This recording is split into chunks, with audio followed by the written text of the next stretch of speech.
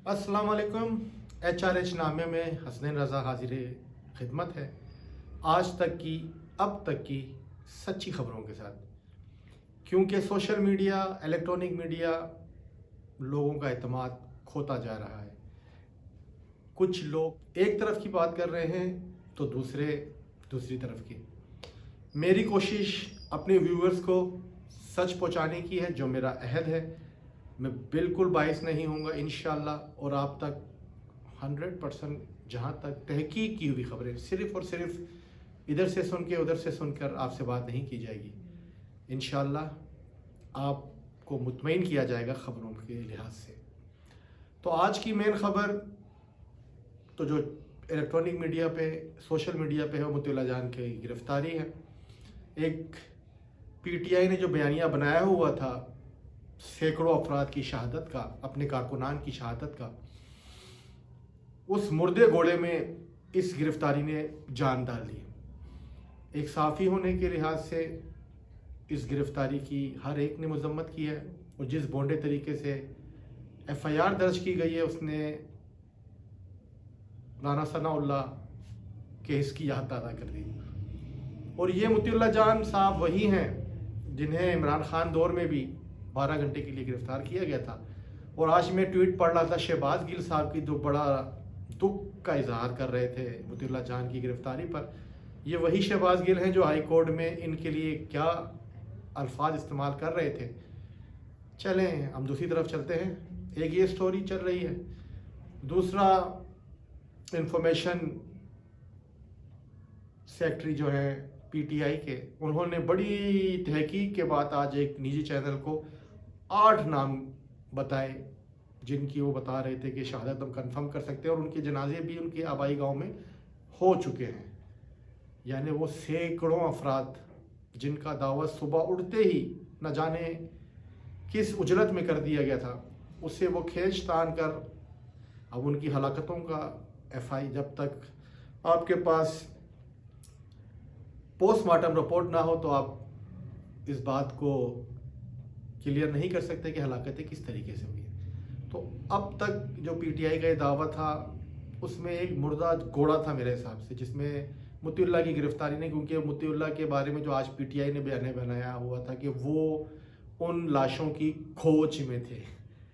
जबकि PTI आपको पता है माशाल्लाह से सोशल मीडिया एक पावर है, उनके पास तो वो खबरें भी हैं। आज तो दुख भी हो रहा था, दिल परेशान भी था, अफसरदा भी था। बहुत पढ़े लिखे लड़के, बड़े अच्छे एजुकेटेड, अच्छी पोस्ट में मौजूद लोगों की मैं फेसबुक पे उनकी पोस्ट चेक कर रहा था, तो वो पारा चिनार के जो जनाजे जिन्हें छोड़कर हमारे CM साहब इस्लामाबाद की तरफ आए थे, आज उन जनाजों की फुटेजेस को जो है वो अपने PTI के कारकुन दिखाकर शेयर करनी पड़ी थी।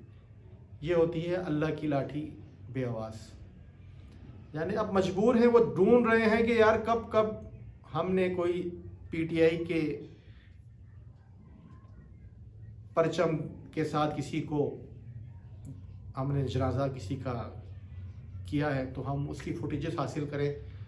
और सोशल मीडिया में यहाँ तक कि गज़ा के अल्लाह हिदायत दे, मैं यही कल भी आपसे कह रहा था कि लोगों को पता होता है कि हम झूठ फैला रहे हैं, लेकिन कोई फ़र्क नहीं पड़ता, क्योंकि वफादात हर किसी की एक तरफ है। ये तो हो गई एक तरफ की स्टोरी। मुतिल्ला जान की गिरफ्तारी मैंने बताया हुकूमत का एक बोंडा, बिल्कुल एक बोंडा तरीक़ेकार से उनको जो FIR उन पर दर्ज की गई।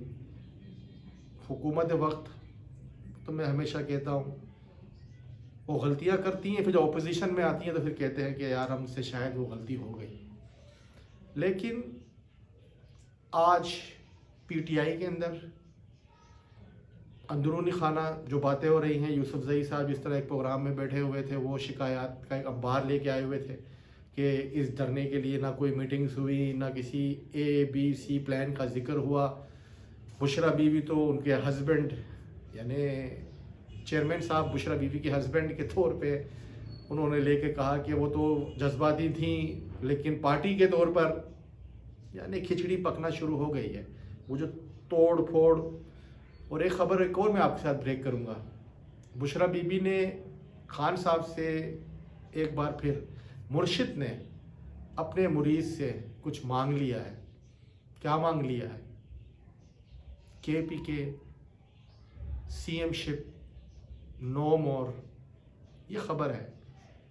باقی کافی اتھینٹک ذرائع سے آئی ہے کہ امین علی گنڈا پور سے بشرا بی بی کافی نالا ہو گئی ہے، کیونکہ جس طریقے سے بشرا بی بی کی سسٹر کے ٹویٹس آئے ہیں کہ بشرا بی بی کو کے پی کے گورنمنٹ نے اپنے پاس رکھا ہوا ہے، یعنی یہ الزامات ہیں.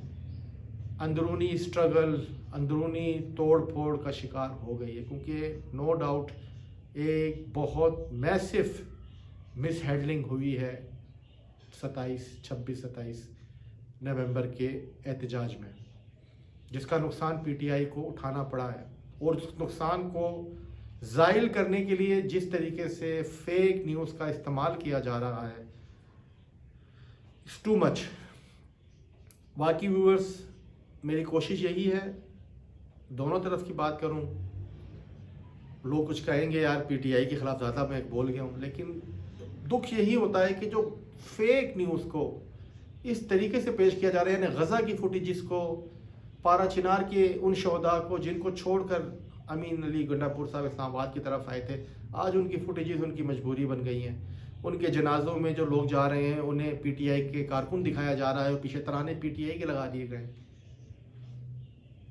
ایسا تو ہوتا ہے جب آپ کسی چیز کو اگنور کرو گے تو وہ آپ کے سامنے آتی ہے.